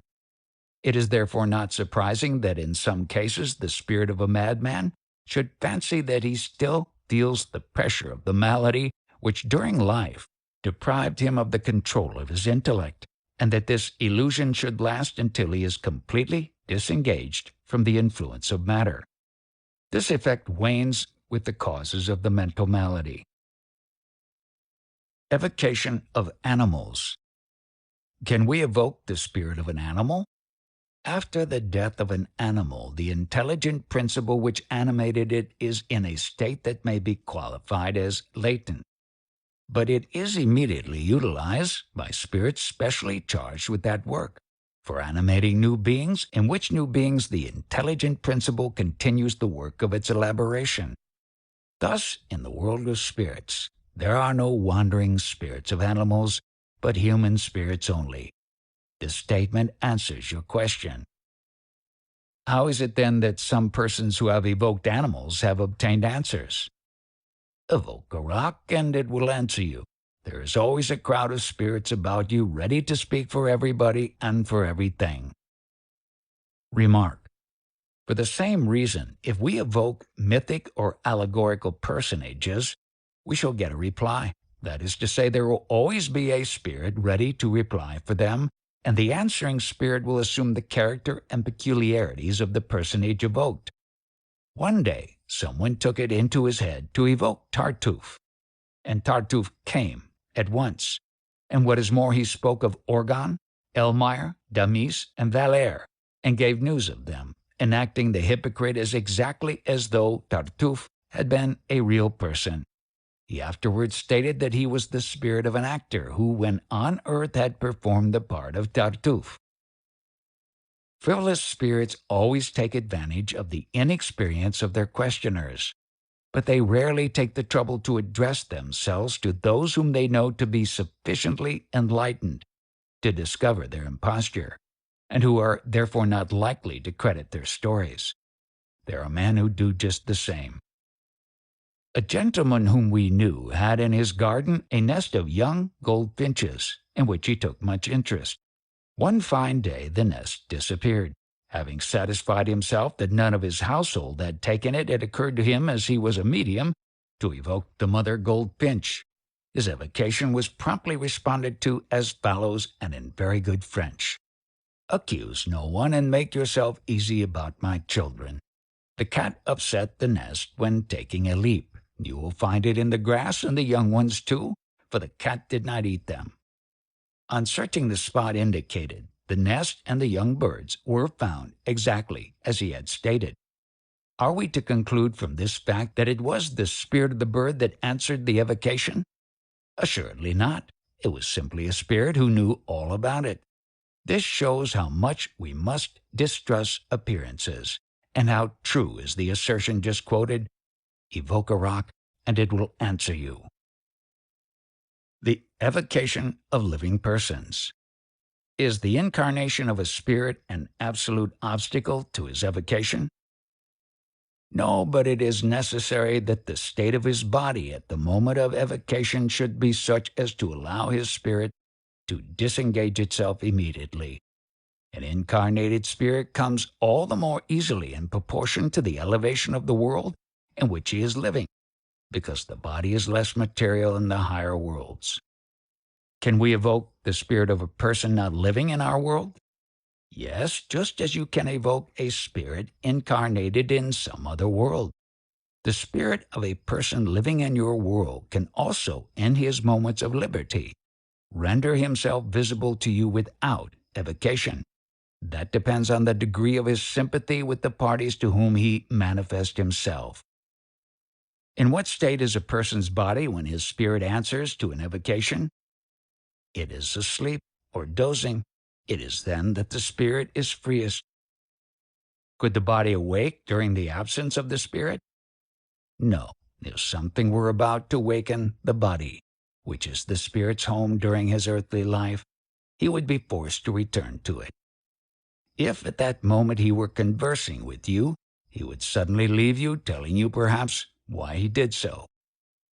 How is the spirit, when absent from the body, informed of the necessity of returning to it?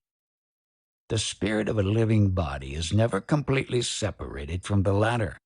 However far off he may go, he is always attached to it by a fluidic thread or link, which serves to recall him to his body when necessary. This thread or link is not broken until the moment of death.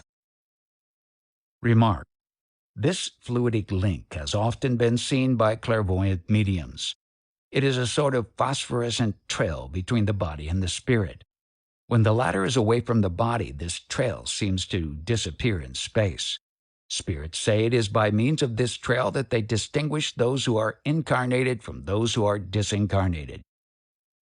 What would happen if, while asleep and in the absence of the spirit, the body received a mortal blow? The spirit would be informed of what was about to happen and would re-enter the body before death could occur. It is then impossible that the body should die during the absence of the spirit, and that the spirit on his return should find, so to say, the door of his fleshly tabernacle closed against him? Quite impossible, for it would be contrary to the law which regulates the union of soul and body. But suppose the blow should be struck suddenly and unexpectedly. The spirit would be warned of the impending blow before it could be struck. Remark: the spirit of a person in the flesh, interrogated upon this point, replied, if the body could die in the absence of the spirit, suicide would be too easy.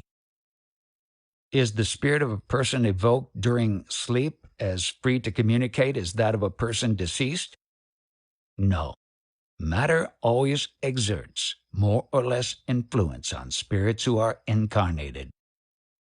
Remark: a living person evoked while asleep and questioned on this subject replied, I am still chained to the bullet that dragged after me.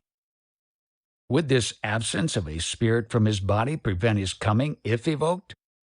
It might do so.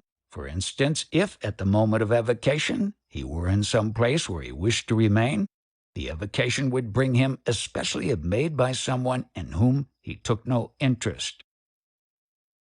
Is it absolutely impossible to evoke the spirit of a person who is awake? It is difficult to do so, but it is not absolutely impossible. For if the evocation tells, the person evoked may fall asleep.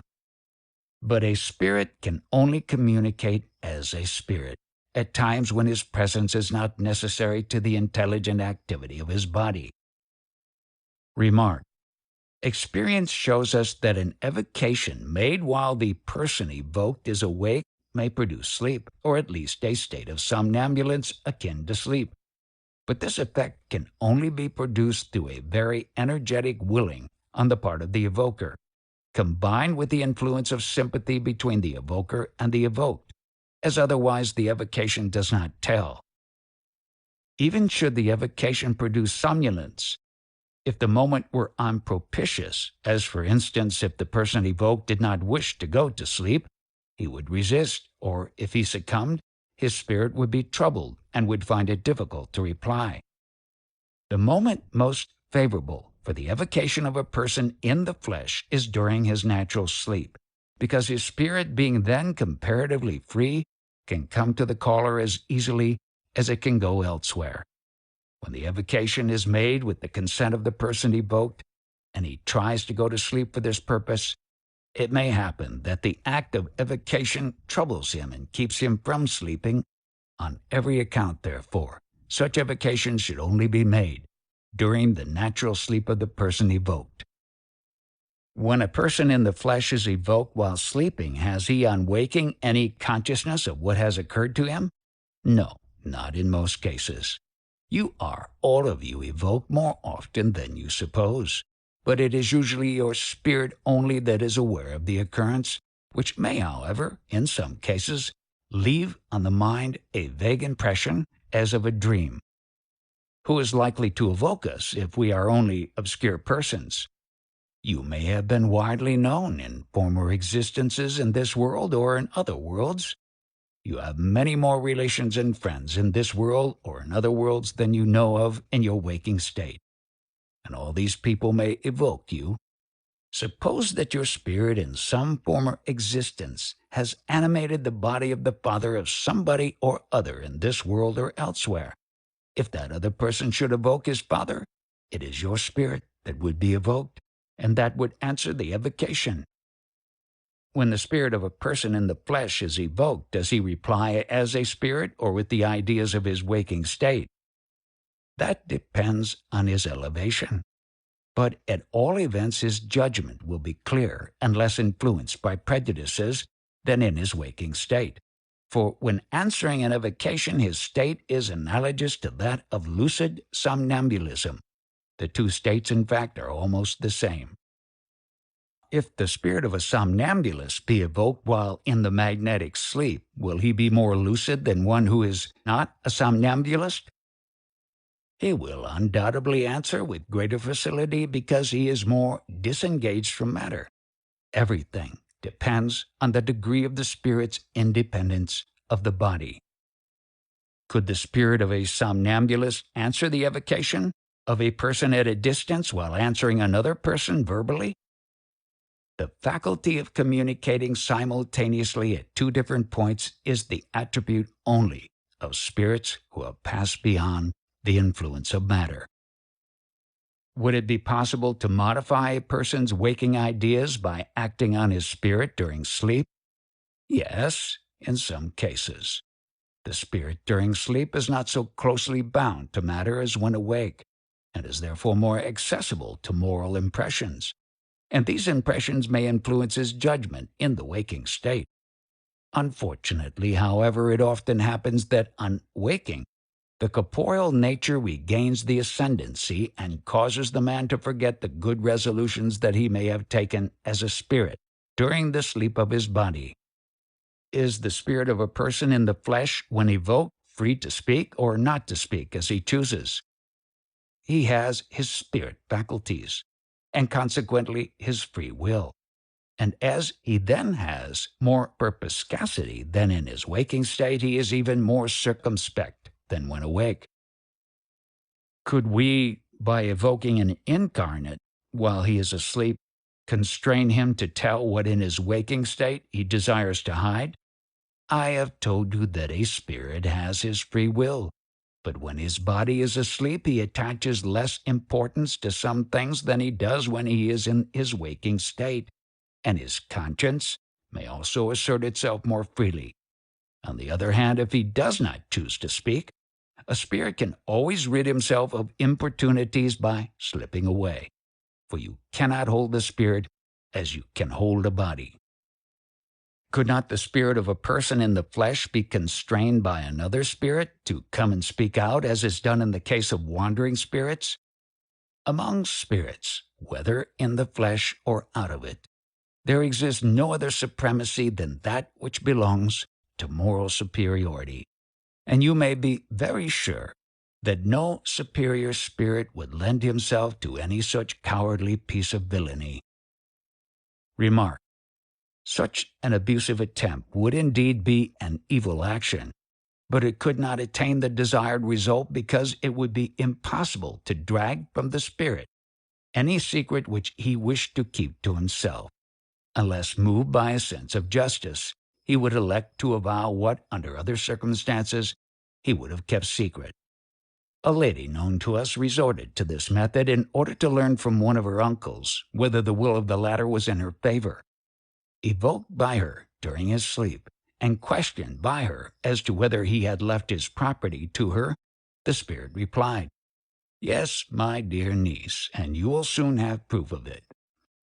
This was the fact at that time, but a few days afterwards, the uncle destroyed his will, made another of a different tenor, and was malicious enough to tell his niece that he had done so, although he did not know that he had been evoked by her.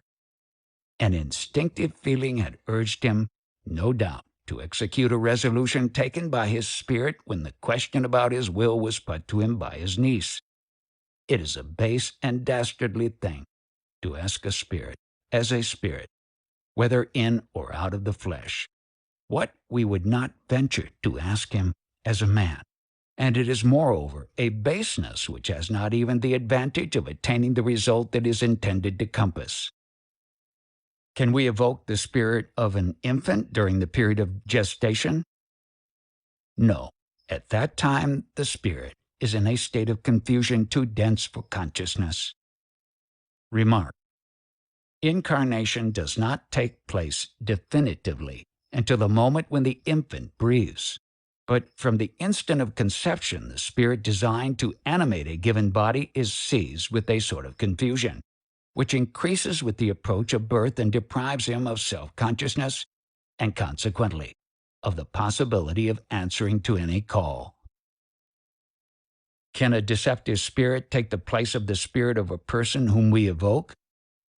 Undoubtedly, he can do so, and such substitutions are of very frequent occurrence, especially when the intention of the evoker is not a pure one. But the evocation of persons in the flesh is only interesting for purposes of psychological study, and should only be resorted to with a view to that end. Remark: if the evocation of wandering spirits does not always tell to make use of their expression, such failure is still more frequent in the case of spirits who are reincarnated, and it is especially in the latter case that deceptive spirits take the place of those who have been called. Does the evocation of a person in the flesh present any danger? It is not always quite safe, but that depends on the situation of the person evoked. If he is in bad health, his illness may be increased by it. What are the cases in which the evocation of a person in the flesh is most unadvisable? You should never evoke infants, young children, those who are seriously ill, the infirm, or the aged. In short, evocation should never be attempted with anyone whose bodily health is weak. Remark: the sudden suspension of the intellectual faculties while a person is awake would also be a source of danger, especially if at the moment of evocation the person evoked were in some situation requiring all his presence of mind. Does the body, during the evocation of a person in the flesh, experience fatigue from the action of the spirit while absent from it? The following answer to this question was given by a person who, while in this state, asserted that his body was getting tired. My spirit is like a captive balloon, fastened to a post. My body is the post, and is shaken by the jerkings of the balloon. Since the evocation of persons in the flesh may prove injurious when attempted without the precaution, might we not unwittingly do harm by evoking a spirit who, without our being aware of it, is reincarnated, and who may therefore not be in a favorable condition for replying to our evocation? No, the circumstances are not the same, and the spirit so evoked would not come unless you were in a condition to do so. And besides, have I not told you that you should always inquire of your spirit guides before making an evocation, whether it is advisable to do so or not? When we feel an irresistible desire to go to sleep at some unsuitable moment, may it not arise from our being evoked from some quarter? That may unquestionably be the case, but it is more frequently a purely physical effect. Either the body wants rest, or the spirit wants liberty. Remark: a lady of our acquaintance, a medium, had one day the idea of evoking the spirit of her grandchild, who was asleep in the same room. The identity was conclusively proved both by the spirit's language and familiar expressions, and by his exact narration of various things that had happened at his school, when a circumstance occurred which still further confirmed it. The hand of the medium who was writing under the dictation of the spirit of the child suddenly stopped in the middle of a sentence without her being able to obtain anything further, and at that moment the boy, half awakened, moved several times in his bed, A few moments afterwards, the boy having again dropped off to sleep, the lady's hand again wrote as before, continuing the sentence which had been interrupted by the partial awaking of the boy.